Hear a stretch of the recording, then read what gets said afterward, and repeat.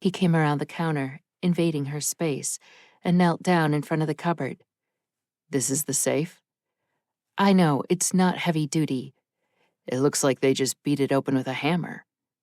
Great. Now she was feeling stupid, too. It's Darling. I didn't expect something like this to happen here. He stood up and gave her a look that telegraphed, "Are you serious?" before stepping back beyond the counter again. Something like this happens everywhere, Laurel. What, you didn't think crime happened in Darling? Well, no. Or at least, not until today. The fact that she'd already come to this disappointing conclusion, and then he'd repeated it, just made her angrier. Coming home was supposed to be peaceful, happy. The town was small, friendly, neighborly. Even after years away, many of her customers remembered her from her school years and recalled stories from those days. Darling even had a special kissing bridge in the park. There were several stories around how the bridge got the name, so no one really knew for sure. But the stone bridge and the quaint little legend to go with it brought tourists to the area and made Darling's claim to fame a very romantic one. In a nutshell, those who stood on the bridge and sealed their love with a kiss would be together forever. She should know all about it. Her picture, and Aiden's, hung in the town offices to advertise the attraction. Just because they'd only been 5 years old at the time didn't make it less of an embarrassment. "I'm not naive," she replied sharply. "Is there anything else you need, or can I get back to cleaning up?" Can you think of anyone who might want to give you trouble? Someone with a grudge or axe to grind? Other than you, she thought darkly.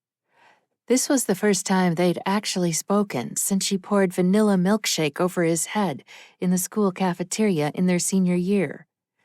"No," she replied. "I can't imagine who'd want to do this." I don't suppose you have any video cameras installed.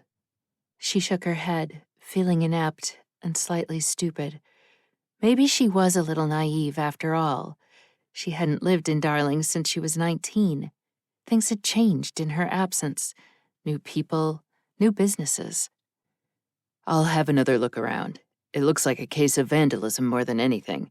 Probably some teenagers thinking it's funny, or after the cash for booze or pot, and smashed some stuff for show.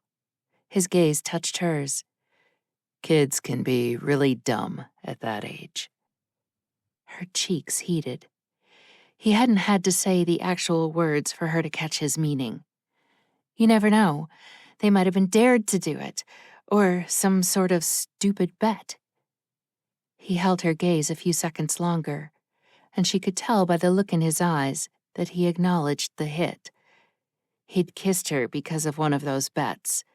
More than kissed her. They'd been parking in his car, and he'd rounded second base and had been headed for third.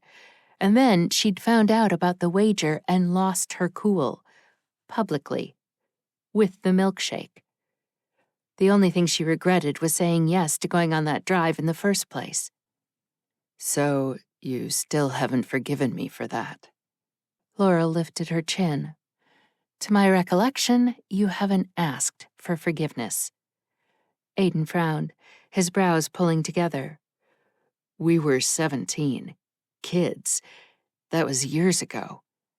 Which didn't sound much like an apology at all.